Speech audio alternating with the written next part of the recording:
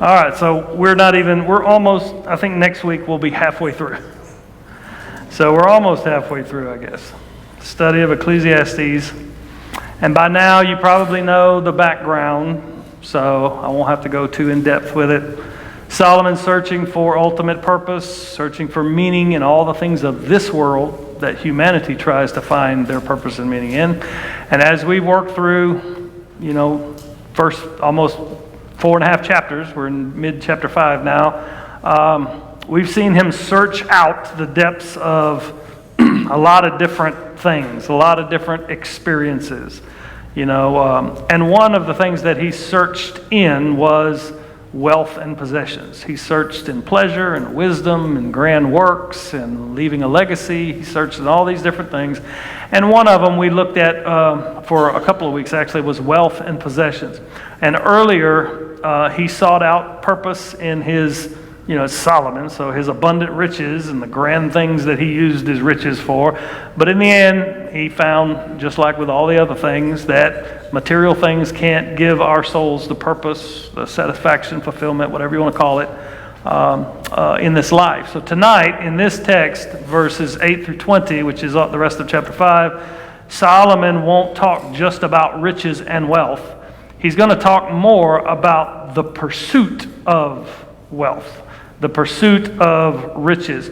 And technically, the principles he gives here, you could substitute anything in there. The pursuit of, honor, or the pursuit of fame, or the pursuit of whatever. It's the pursuit that he's more talking about than the thing itself, because ultimately the thing itself is never going to give you that meaning that he's looking for in this book. So the pursuit is that drive that just consumes the lives of many people, just to have more, to have just a little bit more, or to get that new job, or whatever it is that your life is pursuing. Now we all know, I don't think I have to convince you too much that material things, money, wealth, things of this world, they can't bring contentment. But the lie that we are always tempted to believe is that if I just had a little more, I could finally relax. I could finally slow down and enjoy things. If I could just get the next promotion, then my worries would ease. If I could just get that house with more space, we wouldn't have all this tension in the household, and I could relax. If I could just get some breathing room in these bills, if I could just reach a certain level of stability, I could finally be happy. And what we're going to find is that the pursuit of wealth is not just a temptation for rich people. A poor man can fall into this pursuit just as much as a rich person. If I could just get out of debt, I'd finally be happy. If I could just have enough to live comfortably, I could finally live a full life. Well, in this passage, make sure you understand before we even read it, we are not talking about working hard towards a goal. There's nothing wrong with striving to better our circumstances, but that striving can easily turn into a deceptive, vain idol. And that's what Solomon takes up in this section. So it's not just wealth and money, it's the relentless pursuit of it. Okay? Y'all with me? So let's read it. We'll read the whole thing, verses 8 through 20. We ended in verse 7 last week, where he was talking all about worship and right worship. And now it just looks like he switches gears. And he says, if you see in a province the oppression of the poor and the violation of justice and righteousness, do not be amazed at the matter, for the high official is watched by a higher, and there are yet higher ones over them. But this is gain for a land in every way, a king committed to cultivating fields. I know you're thinking, how does that apply? I'll get there. He who loves money will not be satisfied with money, nor he who loves wealth with his income. This also is vanity. When goods increase, they increase who eat them. And what advantage has their owner but to see them with his eyes? Sweet is the sleep of a laborer when he eats little or much, but the full stomach of the rich will not let him sleep. There is a grievous evil that I've seen under the sun. Riches were kept by their owner to his hurt, and those riches were lost in a bad venture. And he is father of a son, but he has nothing in his hand. As he came from his mother's womb, he shall go again, naked as he came, and shall take nothing for his toil that he may carry away in his hand. This also is a grievous evil. Just as he came, so shall he go. And what gain is there to him who toils for the wind? Moreover, all his days he eats in darkness, and much vexation and sickness and anger. Okay, that's one picture. Here's the other picture, the better way. Behold, what I have seen to be good and fitting is to eat and drink and find enjoyment in all the toil with which one toils under the sun, the few days of his life that God has given him, for this is his lot. Everyone also to whom God has given wealth and possessions and power to enjoy them and to accept his lot and rejoice in his toil, this is the gift of God. For he will not much remember the days of his life, because God keeps him occupied with joy in his heart. Okay? All right. I don't have a whole lot of application questions tonight, so if you have a comment or a question or something, just raise your hand and we'll go discuss it. So I don't have a lot of things in here where I just stop and say, let's talk about this. So you're going to have to stop me if you've got something. So make sure you understand as we've read this passage, this is not a lesson on stewardship or managing your budget for God's glory. This is talking about the human heart, about what we are actually looking for when we chase after these things. And it's about why that kind of pursuit, if we make that the goal of our life or the meaning of our life, it will never end the way that we think it will. Or the way that we desire it to. Pursuing wealth or station or whatever to find our satisfaction it's actually going to be the subject of Solomon's teaching all the way through most of chapter 6 as well. But as we begin in verses 8 and 9, verses 8 and 9 are difficult to categorize, and they're difficult to translate, and they're difficult to interpret, because it doesn't seem like it goes with the whole of either what comes before or what comes up after. So there are many that just put this in its own category. But I think it does go with the talking about pursuit of money and wealth and that kind of thing. And I'll tell you why. He says, if you see in a province the oppression of the poor and the violation of justice and righteousness, don't be amazed at the matter, for the high official is watched by a higher, and there is yet higher ones over them. We'll talk about verse 9 in just a second. So Solomon, before he starts talking about the individual and the pursuit of wealth, the pursuit of material things, Solomon begins talking about the human systems to administer justice and righteousness, the bureaucracy of it all, if you want to say it that way. He writes about seeing the oppression of the poor, something he's talked about before in Ecclesiastes. And once again, he sees justice being violated by the powers that are in place to bring justice. And his command to the reader is, don't be shocked at this. Don't be amazed. You know, he says the reason we should not be amazed when we see this injustice, this unrighteousness, where there should be justice and righteousness, is because you have this chain of people, each one covering and protecting one another in the hierarchy. You see it? It says, because the high official is watched by a higher, and there are yet higher ones over him. And no one in the chain of this human authority that Solomon's describing is watching out for the people on the bottom. And that's why there's justice, unrighteousness, all those things. The organization, if you want to call it that, is filled with sinners, and sinners watch out for themselves. In verse 10, he's going to talk about the love of money, which is probably, I can't say for sure, but in my opinion, probably the root of all the corruption you see here in these verses. Now, if you've ever worked in a big corporation or government agency or something, you know how easily it is for bureaucracy like this to become corrupted.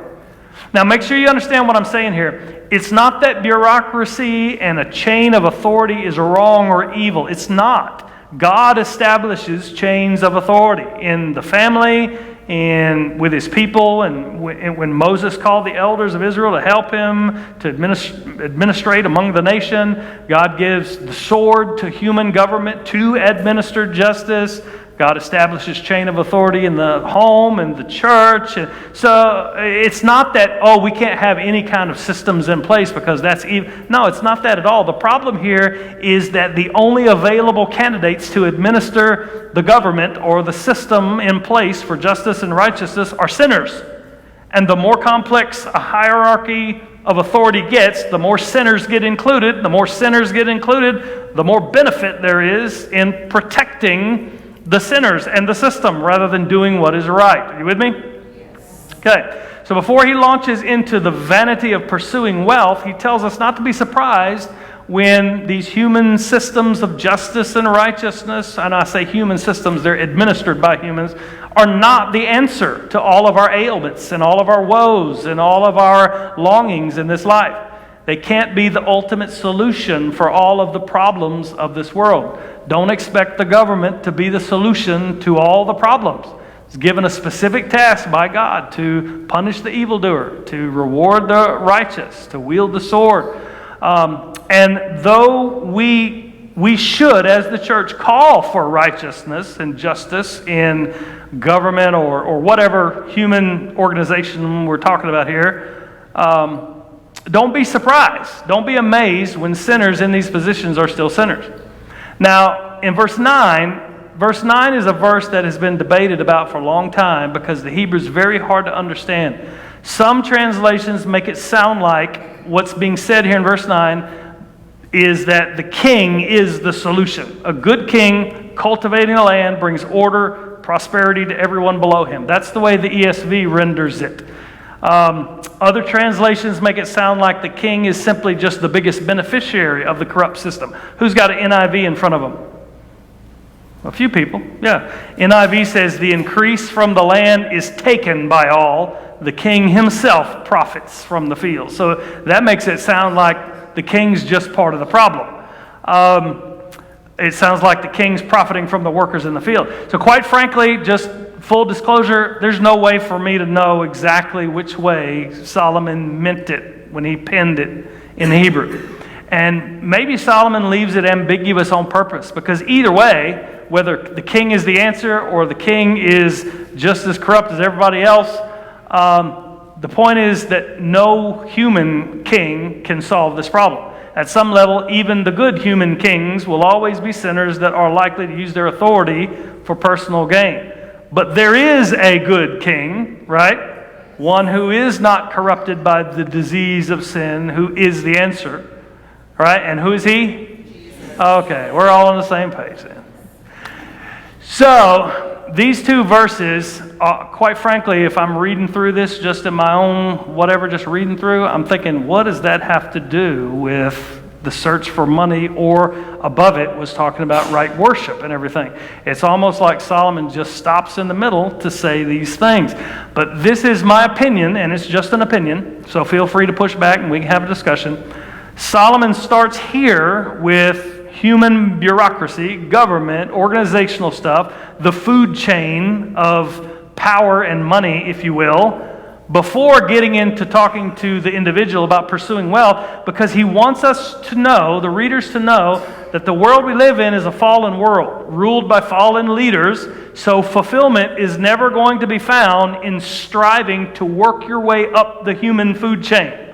Make sense? It's never going to be found in working your way up the system, or working your way up in wealth, or in fame, or in power and honor, in whatever it is that you're searching for. There are a million ways we could apply this. Can you think of any other application where we seek, find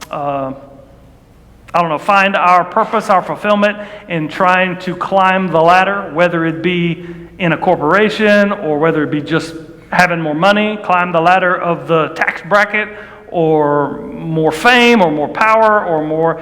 What other things do we chase after, thinking if I can just get this, I'll finally be content. I'll finally be able to rest. What are some other things? I just made that question up on the go, so y'all be proud of me.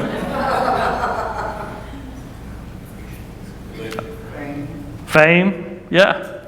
People search after, if I could just be famous. That's a weird one for me, because that's the last thing I want to be. Can you imagine them people can't go to the grocery store, can't walk down the street? Some people want it. They want it bad. And yeah. So we got fame. We got just climbing up the social status of having more and more money, What else? Social network. You're networking. Yeah. Mingling with the people in power. Yeah. Honestly, the list goes on and on and on and on. And it doesn't necessarily have to be something evil. Striving, we're going to talk about this in a minute, striving to get a better job or to do better at your job or to climb, to better yourself in your profession. It's not wrong. Striving to have something to leave an inheritance to your children. It's not wrong. It's a good thing. It's a commendable thing. Scripture commends that. So it's not always just these are the evil things that you're not supposed to run after. No. We're talking about the position of our heart toward these things. Whatever it is, even if it's a good thing. I want to save $1 million to leave to my children. That's a good and worthy goal. But if that's the purpose of my life, where I find my meaning, my joy, my pleasure, my everything, then it's not. It's never going to supply what I'm trying to get out of it. Okay? So he says, don't be amazed. Don't live your life thinking that climbing that ladder is the answer. And then he shows us the pursuit of more is a craving that can never, ever be satisfied. And he comes down from the structures of society or business or whatever it is, human organizations, to talk to our individual hearts.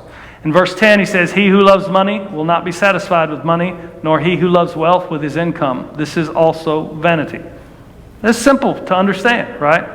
And I'm sure we all agree. I don't think I have to convince you of that.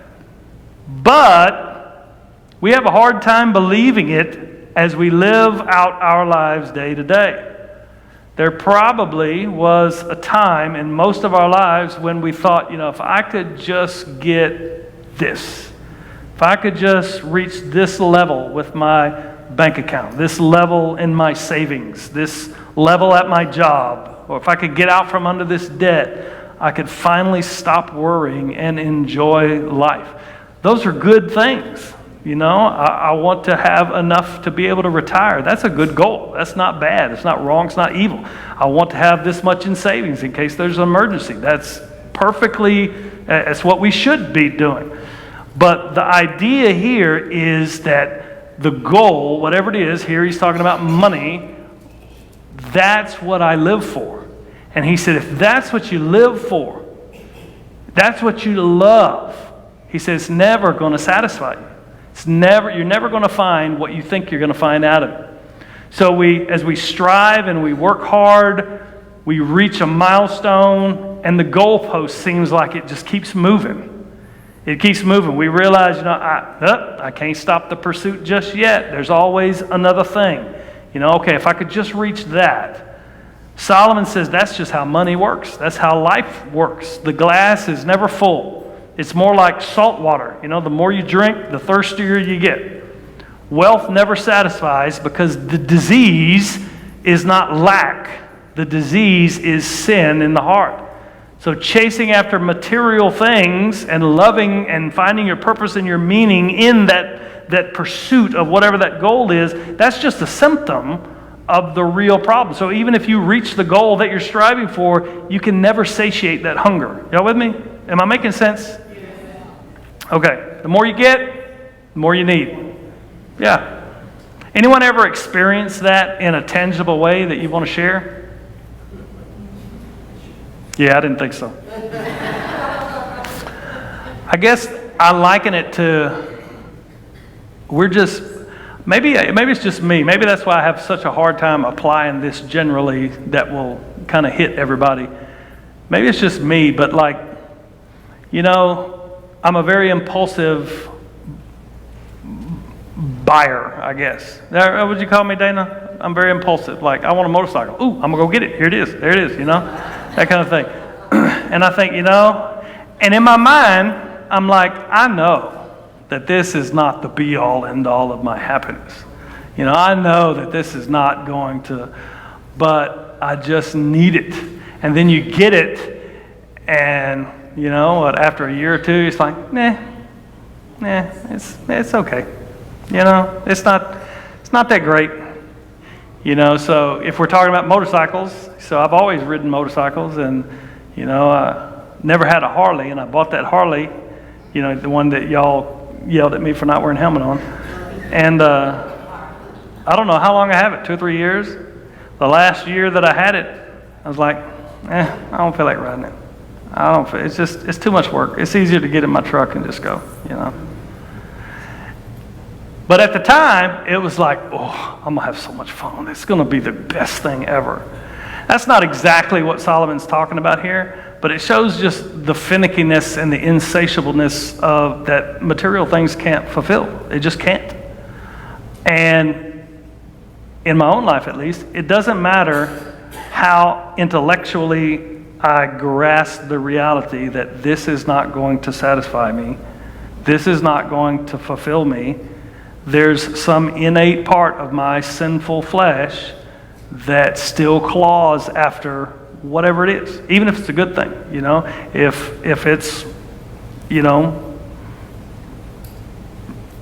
Dana's job or whatever, you know, it's just, yeah, you get it. Everybody get it? Somebody else say something. Just ask a question. Glenn, this is the time to impart some wisdom.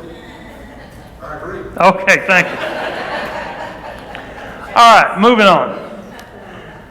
So next, after you read verse 10, love money, never satisfied with money, it's as if Solomon anticipates the question. Why?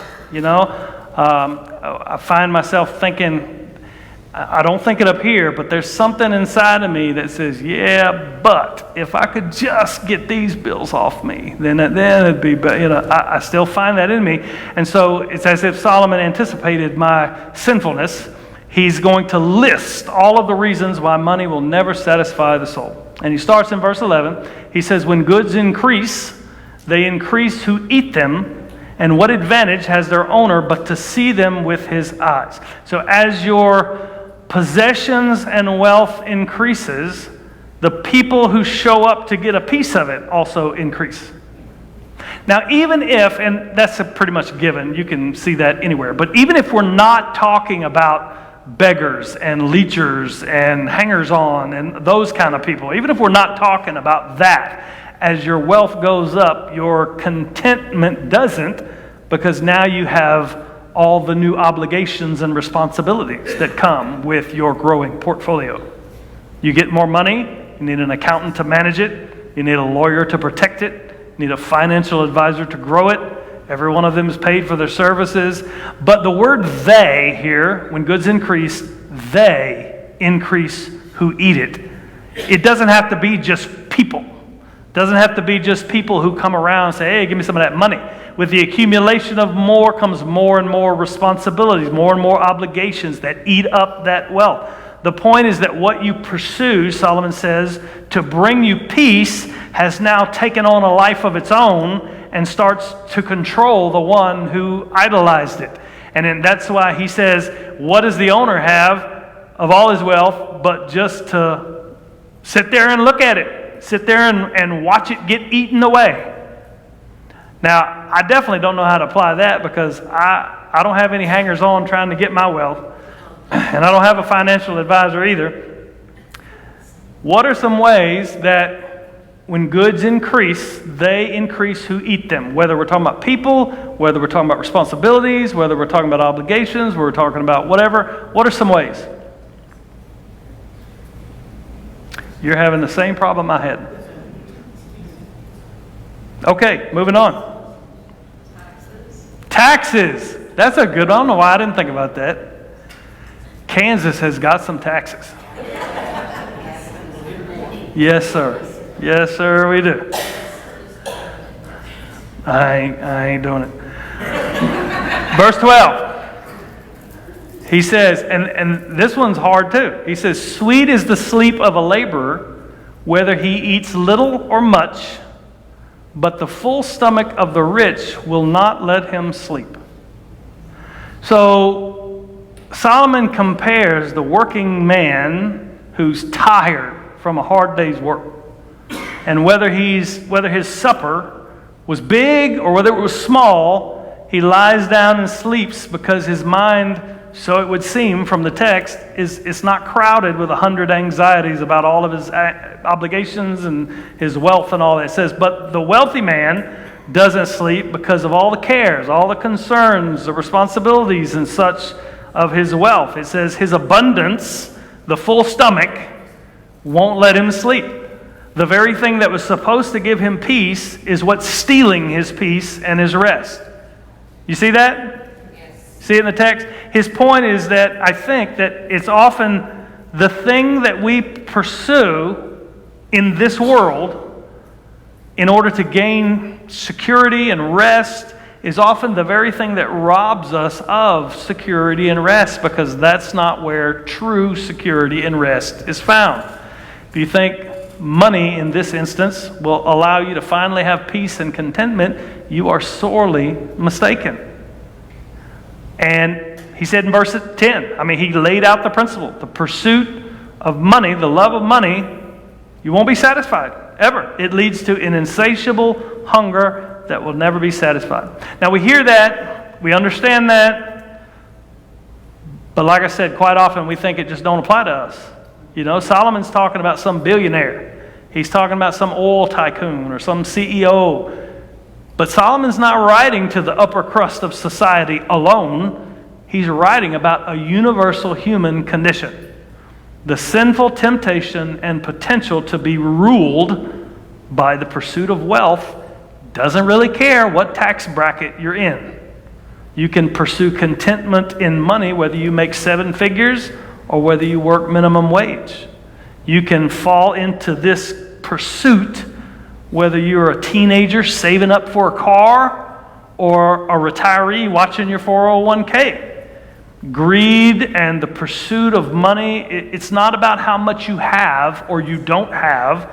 It's about what your heart is trying to find peace and rest in. You with me? Yes. Okay. You cannot out-earn this problem. You can't save your way out of it.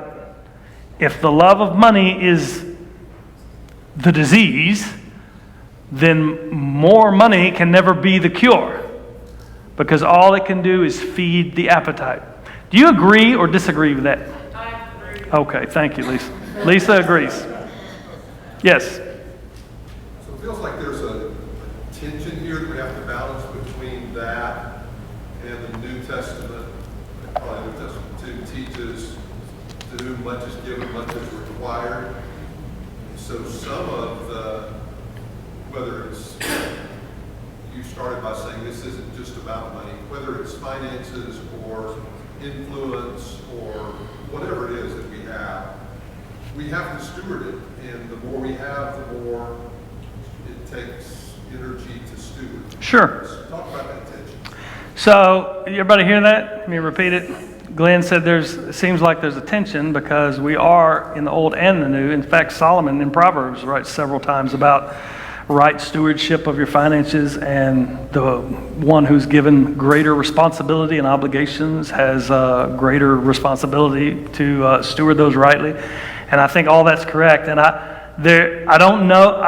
I think the resolution of the tension, and this is my opinion, is that I don't think Solomon is saying money is bad because it brings these responsibilities. I think he's talking about the love of money and the pursuit of money as the end-all, be-all purpose of life. So we haven't got there yet, but we will get there. When he switches gears and he talks about the good side, he says in verse 18, he said, I've seen good that's fitting is to eat and drink and find enjoyment in all the toil which one toils under the sun, few days of this life that God has given him, for this is his lot. He says, everyone also to whom God has given wealth and possessions and power to enjoy them and to accept his lot and rejoice in his toil. So I don't think I don't think it's about what you have and what you don't have, or even you need to be responsible and steward what you have.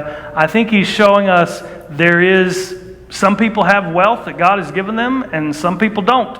Some people that have wealth can't enjoy their wealth because God hadn't given them the ability to enjoy it.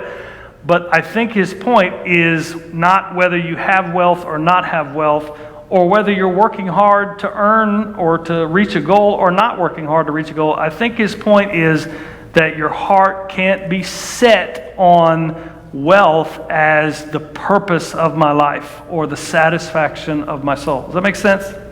So when we get to this text, we're going to talk about the fact that we are to work hard. We are to save. We are to leave an inheritance to our children. We are to work hard and do a good job, and we are to steward the obligations God has given us. And with success comes more responsibility and more culpability to glorify God in that and to steward. And all those things are a part of this life, and God gives to some much and to some not as much.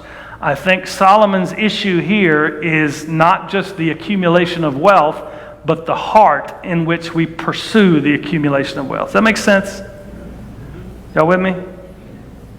Any other questions? Yes. It seems like that's what's missing in this beginning verses, is that the pursuit and the love of money. When you have that as your goal, and even if you love God, you did, it begins to wane, begins to take place. Whereas the difference when you recognize that it comes from God, then your purpose and what you do with it and how you steward it becomes Him. I think that's exactly right. I think that's the whole point. She basically said the difference is that when you recognize that everything that you have, whether it's wealth or power or honor or whatever it is that you have in this life, comes from God and is a gift of God, you can't make that thing the purpose of your life and the satisfaction of your soul, because you have to be grateful because you know it was God that gave it to you. It's God that...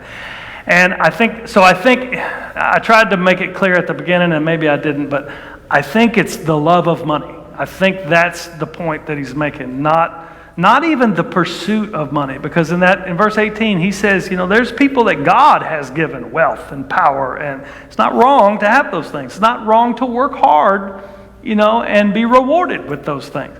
It's the love of money. And even the New Testament says the love of money is the root of all evil. I think that's what Solomon is addressing. Okay?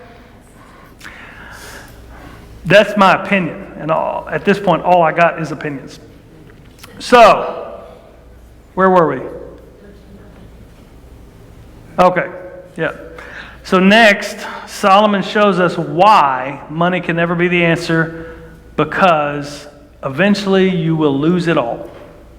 Sometimes, first he's going to talk about it being taken from you. And even if it isn't taken from you, guess what? You're going to die. You're going to die and you can't take it with you. Okay? So first, he gives us this image of this man. He says, there is a grievous evil I've seen under the sun. Riches were kept by their owner to his hurt, and those riches were lost in a bad venture, and he is a father of a son, but he has nothing in his hand. Now, this is just I don't think he's saying what this guy did was bad. I think he's just saying you could lose it in a heartbeat. Here's a guy who kept it, who had a son. Potentially, it seems like from the text, he was going to give it to his son, which is a great thing, a laudable thing even in Scripture, and he lost it. I think his point is not, hey, don't be like this guy. His point is, you can't put your love in your satisfaction in money, because you could lose it just in a bad venture.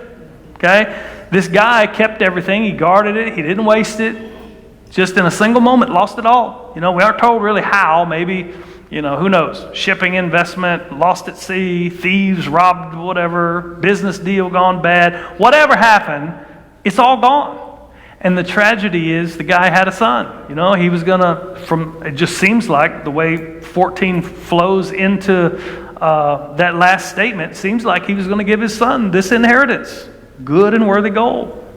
So Solomon's point is not that you should never work to provide for your descendants. He's not saying this man did anything wrong. He's just showing us the love of money can't be your purpose and the satisfaction of your soul, because in the blink of an eye, you can lose everything. And you can't, go ahead. Somebody say something? Oh, maybe it's just me. Sorry. You can't put your hope and your security in material wealth or the pursuit of material wealth. Even if your goal is a worthy one, go ahead and pursue it. It's a worthy goal. But don't put your hope, your purpose, your satisfaction, your peace in this life in that, because it can be taken in a heartbeat. And to push the point even further, in 15 and 16, even if you succeed in keeping it all and building your wealth over a lifetime, you can't find your contentment there, because one day you're going to die and you're going to carry nothing with you into eternity. He says, and he came from his mother's womb, as he came from his mother's womb, he shall go again. Naked as he came, he shall take nothing for his toil that he may carry away in his hand. This also is a grievous evil. Just as he came, so shall he go. Now, you know when he says evil, the Hebrew word ra could be translated as it's a calamity. It's a horrible thing. It's not that it's wicked. It's just, this is a grave, terrible thing in this life. So shall he go, and what gain is there to him who toils for the wind? Moreover, all his days he eats in darkness and much vexation and sickness and anger.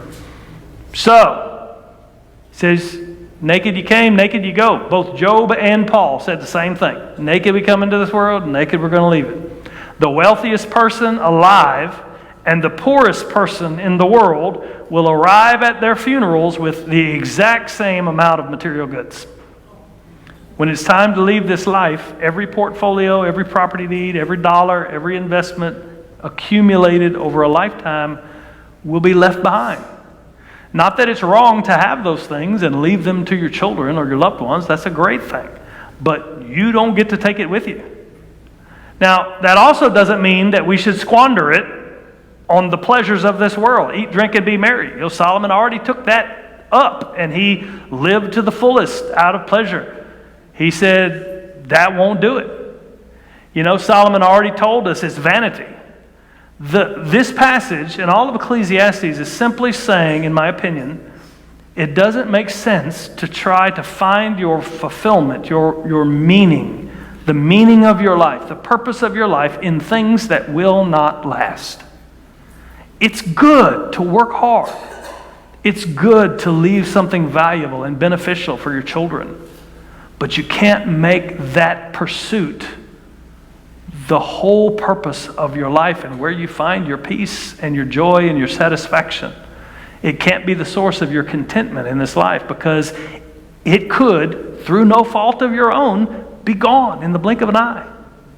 And one day, even if it's not, you will leave it all behind. So when we live in pursuit of money or wealth or whatever, we're worshiping a God that rusts and gets eaten by moths. A God that can't even protect itself from a correction in the stock market. And the life lived in this pursuit, living for this pursuit, finding their identity, their value, their everything in this pursuit, even the life you live now won't satisfy your soul. You see in verse 17? All his days he eats in darkness and much vexation and sickness and anger. In the ancient world, meals were social and communal events. Families gathered, clans gathered to meals and feasts. It was joy shared around a common table. But here's a man given his whole life to gathering wealth, and what it bought him was isolation, bitterness, a meal eaten alone in darkness, stewing in anger, presumably because all that he has gained to himself hasn't given him the contentment that it promised. This is where the idolatry of pursuing wealth leads if it's unchecked.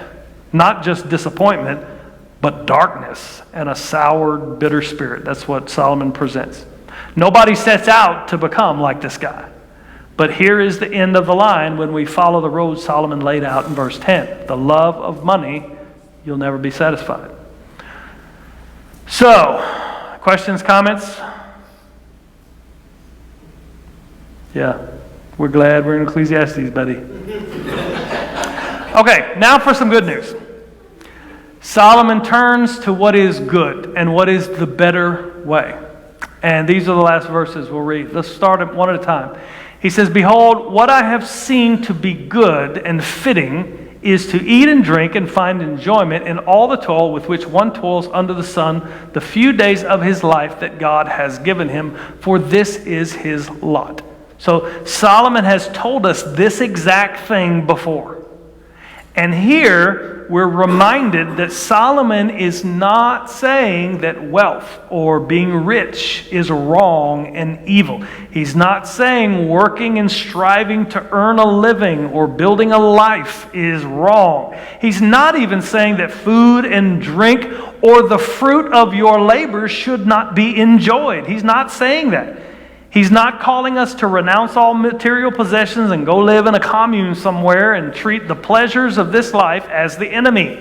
He says eat. He says drink. He says enjoy your work. Find pleasure in the ordinary rhythms of the short life that God has given you. That guy sounds a whole lot different than the other guy.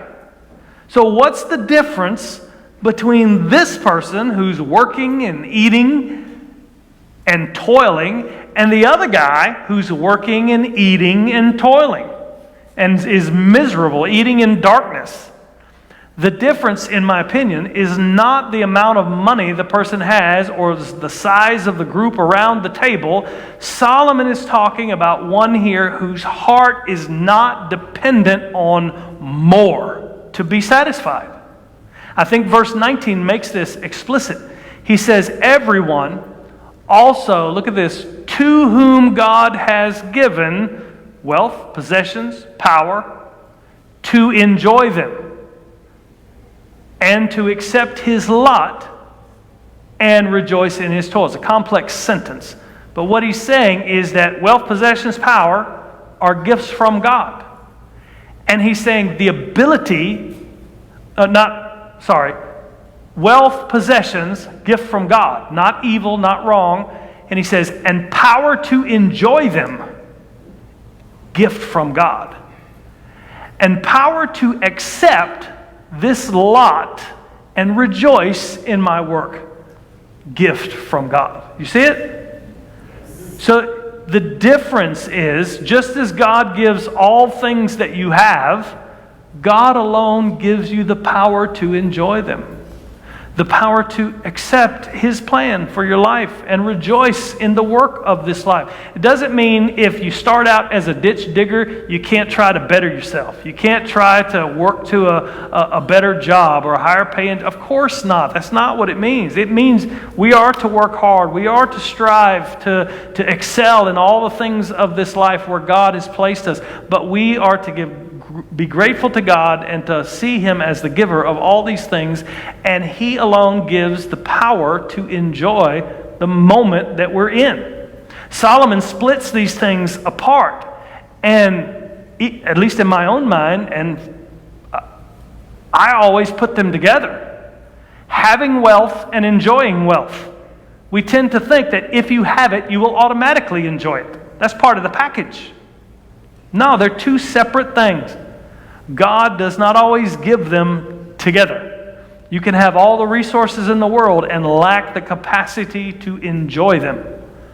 That's what's happened to the man who's eating alone in darkness. He had the wealth, but never had the joy, because that joy is given by God. Everybody knows that we need money to live. We need money to provide, and abundance means being able to provide more for ourselves. But in our pursuit, we always have to remember that God is in control of these things. So I think it's okay and it's good for us to pray that our needs would be met. Pray for the job promotion. Pray for the new house to have more room, for my family or whatever. Pray for the means to live a comfortable life. There's nothing wrong with that at all. But we should also pray that the Lord would give us the ability to actually enjoy what He's already given us. Don't just increase my holdings, increase my joy in what you've given. That's the solution, in my opinion, to this endless pursuit. That's the difference between the love of money and the life lived serving God while still striving and earning and toiling and working and wanting to leave something for my kids. That's how these things mesh together. If we know that we cannot enjoy anything outside of God's gift, we will always, always, always seek our satisfaction in Him, whether we have a little or whether we have a lot. Even as we are working and striving to get the better job and the bigger house and the fruit of whatever labors we're doing, even as we're doing that, we know intuitively, I'm doing all this, for my family or to have, retire to whatever it is that I'm doing, to leave it for my kids, whatever good and worthy goal. But in my mind, I know only God can give me the power to enjoy this life, whether I'm living in that house or whether I'm living in this house. And unlike the man pursuing wealth who ends up eating in darkness and bitterness, this guy receives the power to enjoy his toil and the good gifts of God. Because verse 20 says, he will not much remember the days of his life because God keeps him occupied with the joy in his heart. This man's not obsessing over the past. He's not stewing over all his losses. He's not anxiously calculating what he's going to need for the future. He's not trying to control and maintain all he has. He's simply occupied, kept busy, kept engaged by the enjoyment of life right here, right now, in the moment that God gave him. Today, our culture, it's perfected the art of never enjoying the moment right now that God has given us. Solomon is describing something almost unheard of.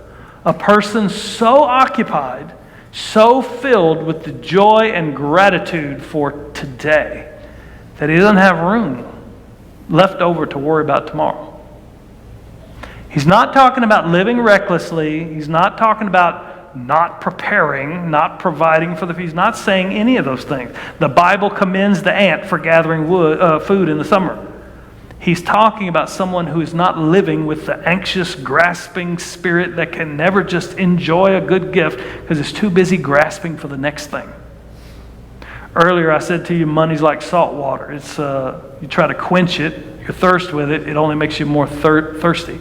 But centuries later, after Solomon wrote this, Jesus comes up to a woman at a well who had spent her whole life chasing after things, relationships, reputation, whatever else she could grasp. And Jesus tells her, whoever drinks of the water I give, never be thirsty again. He didn't say you'll be less thirsty or you'll be able to manage your thirst better. Never thirsty again. And I think that's why the writer of Hebrews can take, in my opinion, Solomon's diagnosis and finally give us the cure. In Hebrews 13:5-6, it says, keep your life free from the love of money and be content with what you have. And here's why. Because he has said, and the reference is Jesus here, I will never leave you nor forsake you. So, writer of Hebrews says, because that's true, we can confidently say, the Lord is my helper, I will not fear. What can man do to me? Chasing money as the pursuit of my life, where I'll find contentment, where I'll find satisfaction, where I'll finally be able to have peace, it always ends in discontent. And it's pointless. It's not pointless to work hard and to earn and to strive for the goal and to better yourself and your circumstances and leave something great for your children. That's not pointless. But to say this pursuit is the purpose of my life, that's pointless. Because we have a God in heaven who loves us, one who is sovereign and who promises that he will never leave us, never forsake us. He is the only one worthy of our life, the only one worthy of our worship, our toil, our hope. It's Jesus who supplies our every need according to his riches and glory, and who promises, whether I lose it all or whether I have the biggest mansion on the block, I will never leave you or forsake you. So regardless of whether we live in abundance or whether we live in constant need, as we are toiling in this life and stewarding what God has given us, we can always say, whether we're at the bottom or whether we're at the top, whether we're at the beginning of our careers or whether we're at the end, we can always say, no matter where we are on that timeline, where we are on the ladder of status, Jesus is enough.